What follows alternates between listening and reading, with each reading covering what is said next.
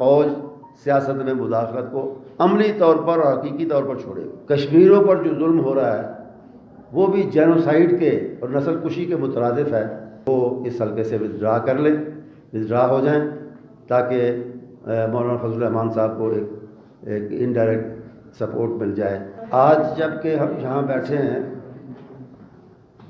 5 فروری ہے اور اسے ہمارا ملک، ہماری قوم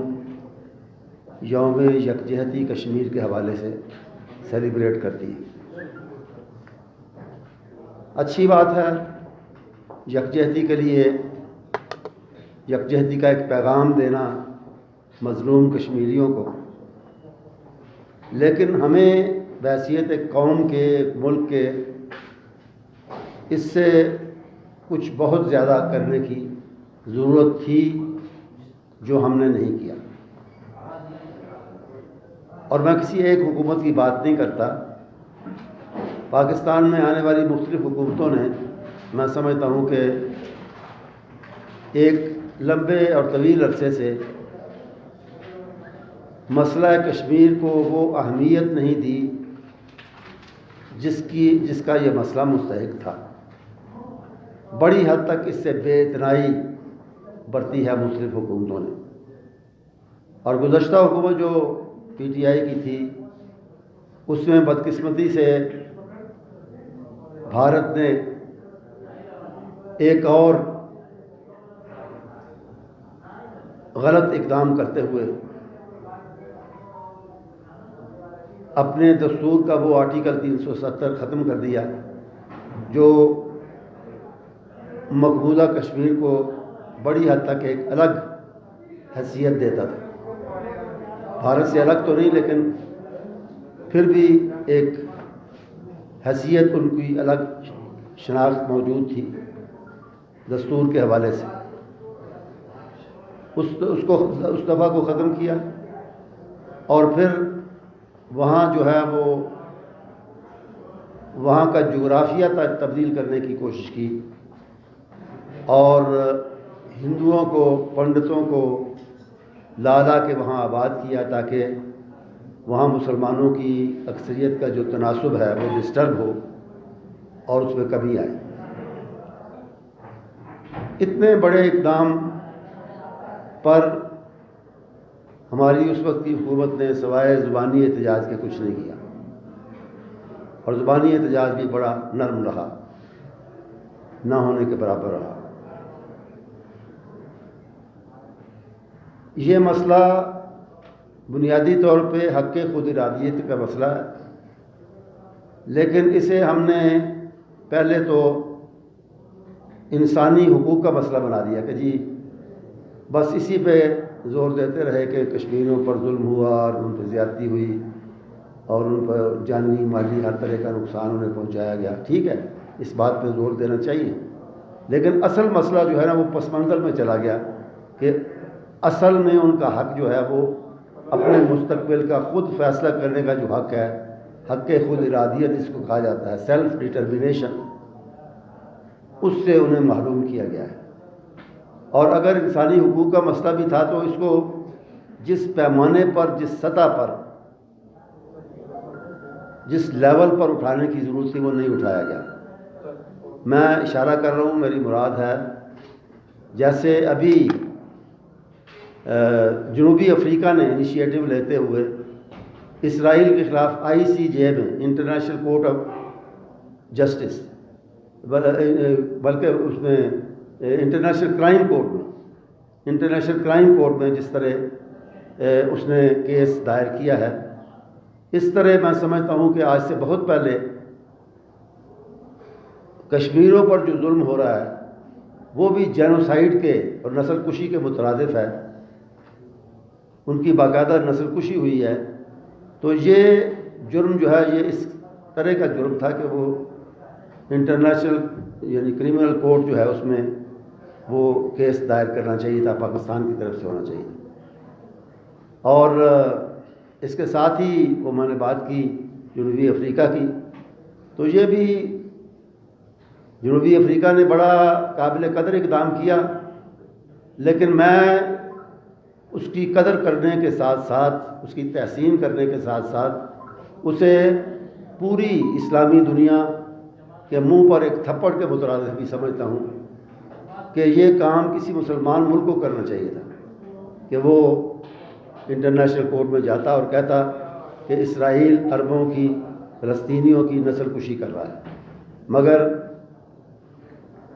جنوبی افریقہ کے لوگوں نے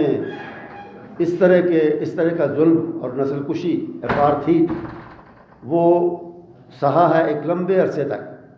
اور اس کے خلاف جدوجہد کرتے رہے۔ ان کی ایک ہسٹری ہے اس سلسلے میں، اور اسی سلسلے میں نیلسن منڈیلا کی خدمات کی ساری دنیا اعتراف کرتی ہے۔ تو اس ریکارڈ کے حوالے سے، ان کی ہسٹری کے، اپنی ہسٹری کے حوالے سے اس کو زندہ رکھنے کے لیے، اس کے تسلسل کے لیے انہوں نے یہ کیس دائر کیا، بہت اچھا کیا، میں پھر اس کی تحسین کرتا ہوں۔ لیکن یہ سعادت اصل میں کسی مسلمان ملک کے حصے میں آنی چاہیے تھی، جو کہ نہیں آئی۔ بہرحال انٹرنیشنل کورٹ نے اس طرح کا کھلا اور زبردست قسم کا فیصلہ تو نہیں دیا، لیکن بڑی حد تک ایک اچھا فیصلہ ہے، بڑی حد تک۔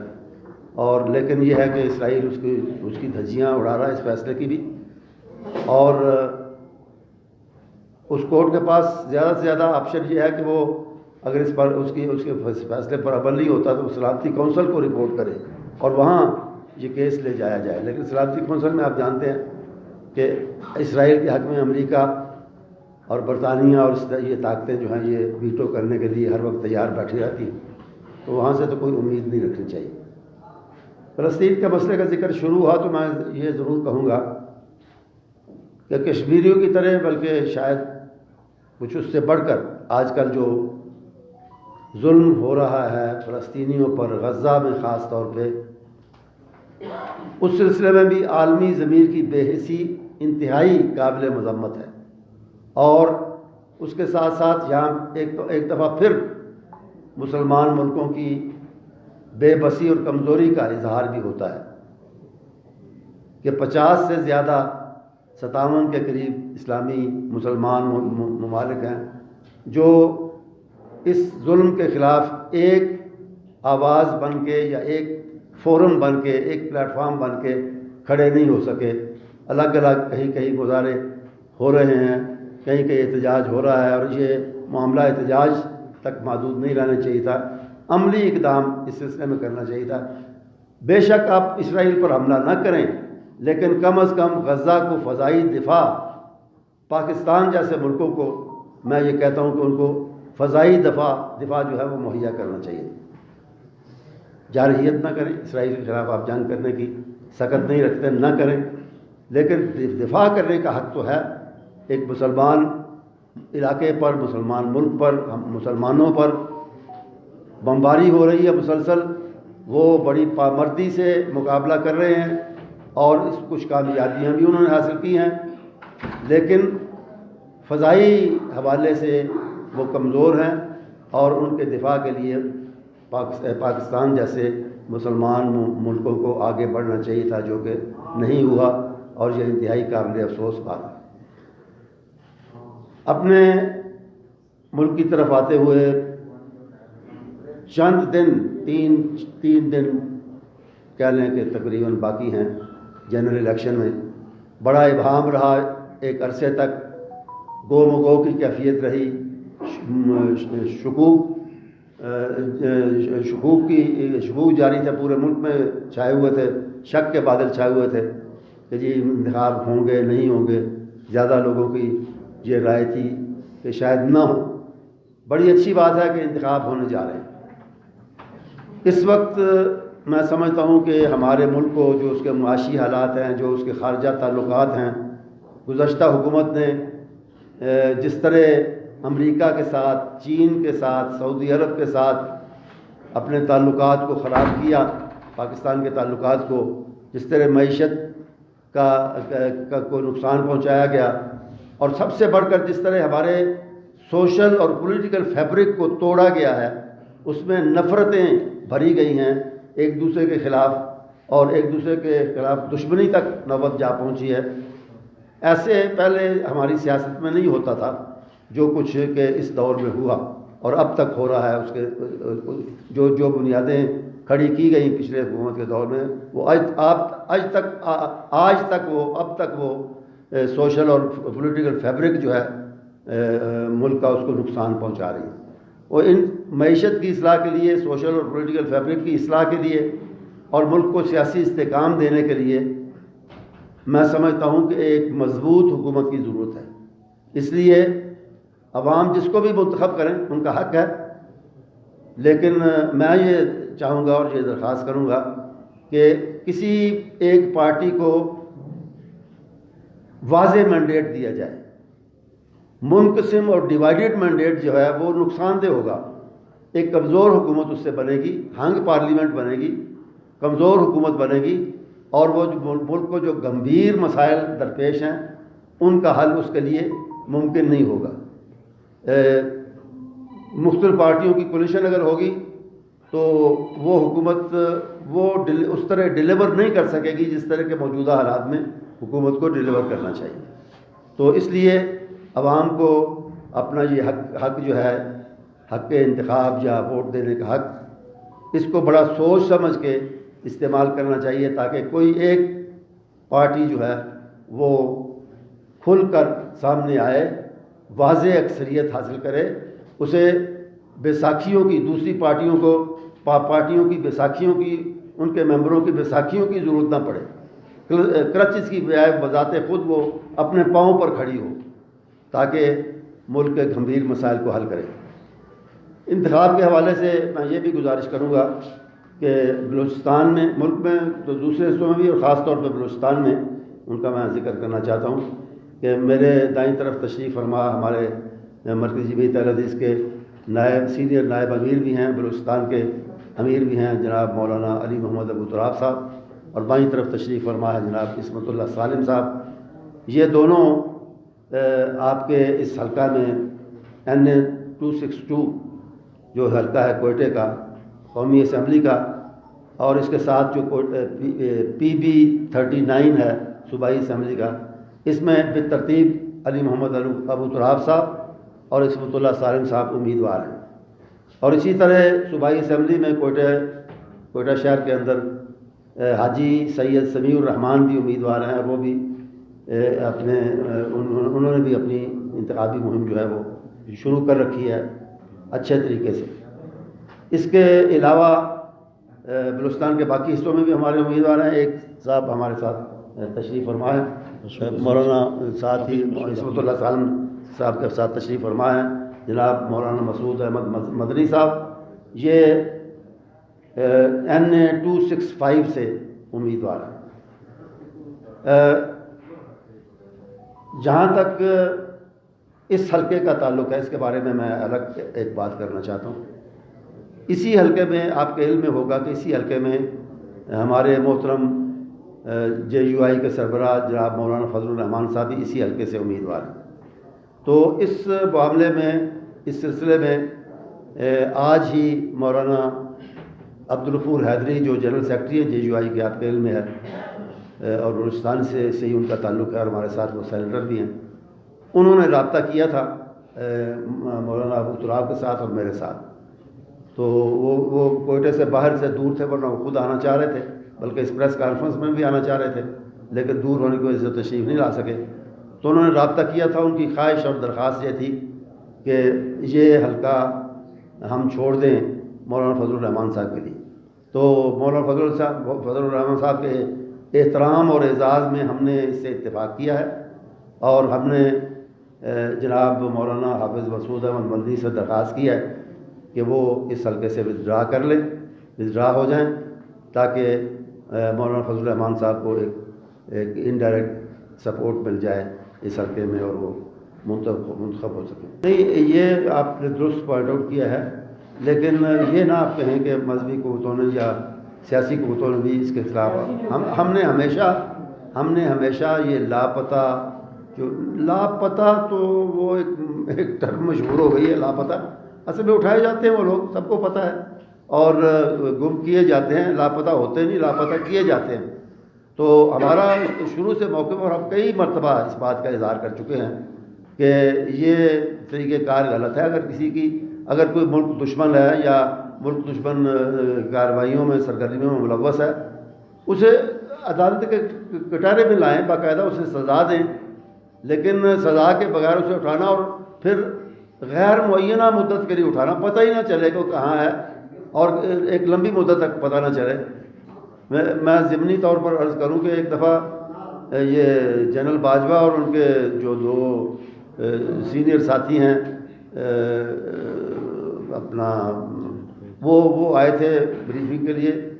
سینٹ میں، تو اس وقت بھی میں نے یہ سوال ان سے کیا تھا۔ وہ لوگ ان کی بریفنگ کے بعد لوگ ڈائریکٹر ملٹری آپریشن بھی تھے اور ISI کے اس وقت جو سربراہ ہیں وہ بھی تھے، تو اور لوگوں نے سوال کیا۔ میرا سوال اس وقت بھی یہی تھا کہ آپ اگر لوگوں کو آپ کی ایجنسیاں اٹھاتی ہیں تو اس کے لیے ان سے پتہ کریں، معلوم کریں کہ چند دن میں آپ معلوم کر سکتے ہیں، آپ کے پاس وسائل ہیں، آپ کے پاس طریقے ہیں، تو چند دن میں معلوم کر سکتے ہیں کہ یہ واقعی ملک دشمن ہے یا کسی سرگرمی میں ملوث ہے نہیں، تو یہ جو غیر معینہ مدت کے لیے آپ اٹھا رہے ہیں اس کا کیا جواز ہے؟ تو انہوں نے کہا نہیں وہ 90 دن کی مدت مقرر ہے۔ میں نے کہا 90 دن سے چھوڑ کے کئی سال تک پتہ نہیں چلتا بندے کا، تو اس کا کوئی واضح جواب انہوں نے نہیں دیا۔ تو یہ ایک بہت بڑا مسئلہ ہے اور اس کی طرف حکومت کے ساتھ ساتھ فوج اور اس کی ایجنسیوں کو بھی میں کہوں گا کہ ضرور توجہ دینی چاہیے اور اس کو یعنی کوئی اس کے لیے باقاعدہ ایک طریقہ بنانا چاہیے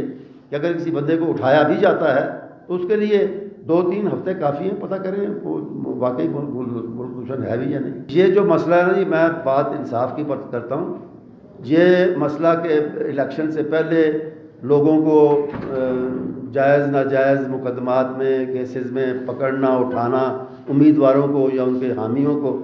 قریبی حامیوں کو، میں اس کا حامی نہیں، کوئی کسی بھی پارٹی کے ساتھ کیا اور سلیکشن کا بھی میں حامی نہیں، میں کبھی حامی نہیں رہا سلیکشن کا۔ الیکشن ہونا چاہیے، صحیح الیکشن ہونا چاہیے۔ میں یہ بھی نہیں کہتا کہ یہ مکافات عمل ہے، میں یہ بھی نہیں کہتا، میں مکافات عمل کے مسئلے کی آڑ بھی نہیں لیتا۔ وہ بہت سے لوگ کہتے ہیں کہ جی وہ بھی اسی طرح لائے گئے تھے، وہ بھی اسی طرح آئے تھے، انہوں نے بھی، لیکن یہ کوئی جواز نہیں ہے کہ یہ سلسلہ جو جاری رہے۔ میں یہ سمجھتا ہوں اور آج سے نہیں، میں شروع سے یہ کہہ رہا ہوں کہ پاکستان کے مسائل سیاسی اس وقت حل ہو گئے یا اس میں سیاسی استحکام اس وقت آئے گا جب کہ واضح الفاظ میں کہتا ہوں جب کہ فوج سیاست میں مداخلت کو عملی طور پر اور حقیقی طور پر چھوڑے گا، اس وقت آئے گا، اس سے پہلے نہیں آ سکتا۔ اور یہ فوجی مداخلت کی وجہ سے یہ سب کچھ ہوتا ہے جو ہوتا رہا ہے ہمارے ملک۔